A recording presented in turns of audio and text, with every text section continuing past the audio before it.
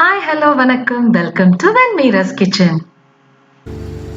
இன்னைக்கு நாம செய்ய போற ரெசிபி எங்க அம்மா செய்யறதுல one of the most favourite ரெசிபின்னு சொல்லுவேன், பருப்பு உருண்டை குழம்பு. வாங்க அது எப்படி செய்யறதுன்னு பார்க்கலாம்.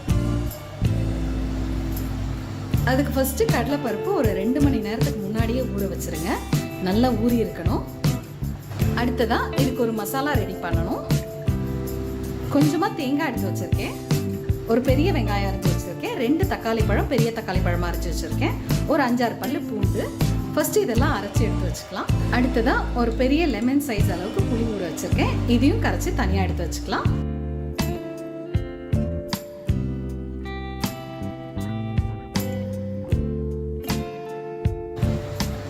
தேங்காய் போட்டு ஒரு பல்ஸ் எடுத்து விட்டேன்.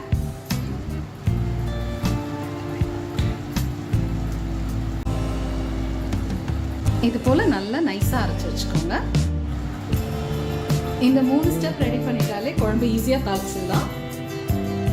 இதுக்குன்னா ஒரு பெரிய வெங்காயம் பொடியா நறுக்கி வச்சிருக்கேன், கொஞ்சம் போல கருவேப்பிலை எடுத்து வச்சிருக்கேன். அடுத்ததா இந்த மசாலா அதையும் அரைச்சி ரெடியா எடுத்து வச்சுட்டேன். புளியும் கரைச்சி ரெடியா எடுத்து வச்சிருக்கேன். அடுத்தது தாளிக்க வேண்டியதுதான். ஸ்டவ் ஆன் பண்ணி பாத்திரம் வச்சிருக்கேன். இதுக்கு கொஞ்சம் அகலமான பாத்திரமா எடுத்துக்கிட்டா உருண்டைகளை போடும்போது ஈஸியா இருக்கும். அடுத்ததா ஒரு குழிக்கரண்டி அளவுக்கு நல்லெண்ணெய் சேர்த்துக்கிறேன். இதுக்கு கடலெண்ணெய் நல்லெண்ணெய் ரெண்டுமே ரொம்ப நல்லா இருக்கும். எண்ணெய் சூடானதும் 1 ஸ்பூன் அளவுக்கு கடுகு,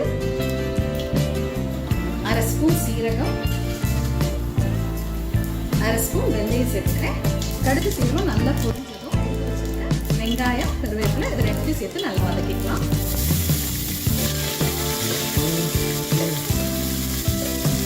வெங்காயம் இந்த அளவுக்கு வதங்கியிருந்தா போதும். அடுத்ததா 1/2 ஸ்பூன் அளவுக்கு மஞ்சள்தூள், 3 ஸ்பூன் குழம்பு மிளகாத்தூள் சேர்த்துக்கிறேன்.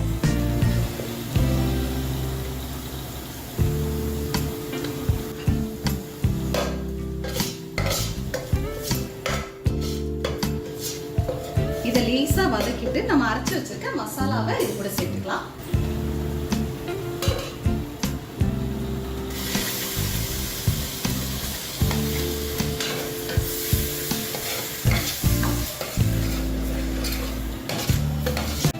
இது ஒரு 2 மினிட்ஸ்க்கு வதங்கட்டும்.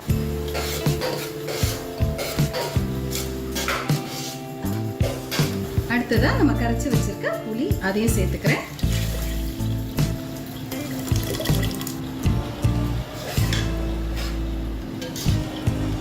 நமக்கு எந்த அளவுக்கு குழம்பு தேவையோ அந்த அளவுக்கு தண்ணி சேர்த்து அட்ஜஸ்ட் பண்ணிக்கலாம். மிக்சியில கொஞ்சமா மசாலா இருந்தது, அதிலே கொஞ்சம் தண்ணி சேர்த்து இதோட மிக்ஸ் பண்ணிடுறேன். அடுத்ததா இந்த குழம்புக்கு தேவையான உப்பு சேர்த்துக்கலாம். நம்ம பருப்பு அரைக்கும் போது அதுலேயும் கொஞ்சம் உப்பு போடுவோம், அதனால அதுக்கு ஏற்ற மாதிரி சேர்த்துக்கோங்க.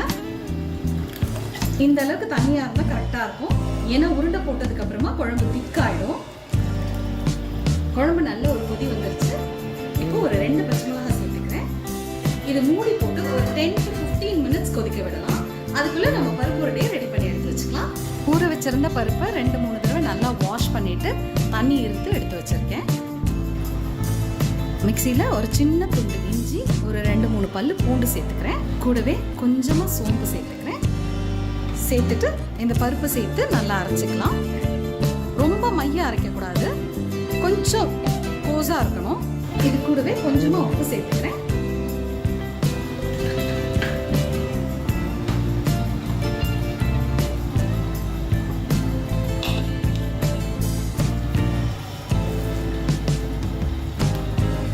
இது போல இருக்கணும்.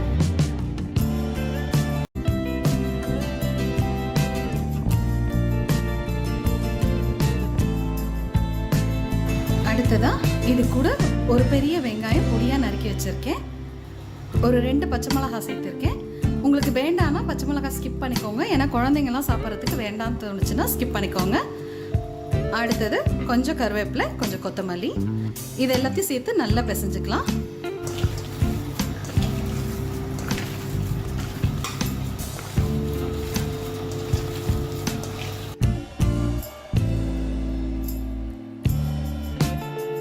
இது போல் எல்லாம் ரவுண்டாக உருட்டி வச்சுருக்கேன். நான் கொஞ்சம் மாவு வடை சுடலாம்னு சொல்லிட்டு எடுத்து வச்சுட்டேன். குழம்பு ரெடி ஆயிடுச்சான்னு பார்த்துடலாம்.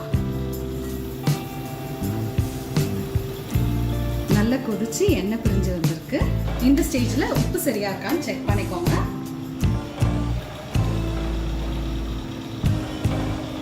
இதை இந்த உருண்டைகளை போடும்போது ஸ்டவ்வை ஹையில் வச்சுக்கோங்க. நல்லா சலசலன்னு கொதிக்கணும். அப்போதான் வந்து கரையாமல் இருக்கும். இது நீங்கள் தேவைன்னா இட்லி பாத்திரத்தில் ஒரு 5 to 10 minutes இதை வேக வச்சு எடுத்து கூட இதில் சேர்த்துக்கலாம்.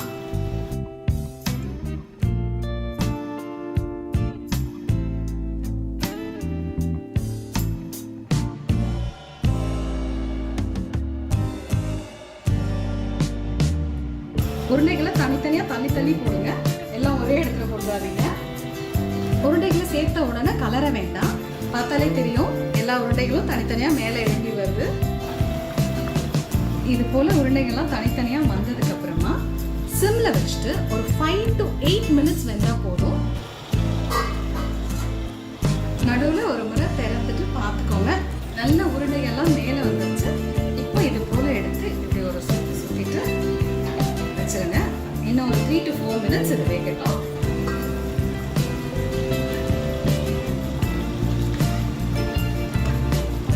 நம்மளுக்கு பார்த்தாலே தெரியும் குழம்பு எவ்வளோ திக்காயிடுச்சுன்னு சொல்லிட்டு. ஒரு உருண்டை கூட உடையவே இல்லை. கடைசியா இறக்கத்துக்கு முன்னாடி கொஞ்சமா கரம் மசாலா சேர்த்துக்கிறேன். கூடவே கொஞ்சமா கருவேப்பிலை கொத்தமல்லி சேர்த்துட்டு ஸ்டவ் ஆஃப் பண்ணிடுங்க. அவ்வளோதான், நம்மளோட உருண்டை குழம்பு சூப்பராக ரெடி ஆயிடுச்சு.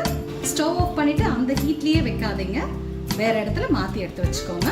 இது எங்கள் அம்மா கிட்ட இருந்து நான் கற்றுக்கிட்ட ரெசிபி. இன்னைக்கு உங்கள் கூட ஷேர் பண்ணியிருக்கேன். இது எப்படி வந்திருக்குன்னு நான் சொல்ல மாட்டேன். உங்களோட கமெண்ட்ஸ் எனக்கு ரொம்ப முக்கியம். அதனால வீட்டில் செஞ்சு பார்த்துட்டு சாப்பிட்டுட்டு எப்படி வந்துச்சுன்னு மறக்காமல் கமெண்ட் செக்ஷனில் சொல்லுங்கள். இந்த பருப்பு உருண்டை குழம்பு செய்யும்போது நீங்கள் 2 விஷயத்த நோட் பண்ணிங்கனாலே குழம்பு பர்ஃபெக்டாக வந்துடும். ஒன்று, நீங்கள் உருண்டைகளை சேர்க்கும் போது ஸ்டவ் வந்து ஹை ஃப்ளேமில் வச்சுக்கோங்க. நல்லா கொதிச்சுட்டு இருக்கணும், அப்போ தான் உருண்டைகளை சேர்க்கணும். இல்லைன்னா 1-2 உடஞ்சி போகிறதுக்கு சான்சஸ் இருக்குது.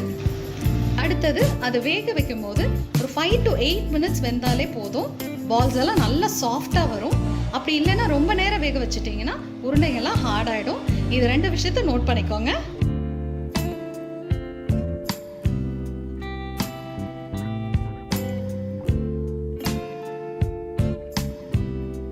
இந்த ரெசிபி உங்களுக்கு பிடிச்சிருந்ததுன்னா லைக் பண்ணுங்க, ஷேர் பண்ணுங்க, கமெண்ட் பண்ணுங்க. மறக்காம எங்க சேனலை சப்ஸ்கிரைப் பண்ணுங்க.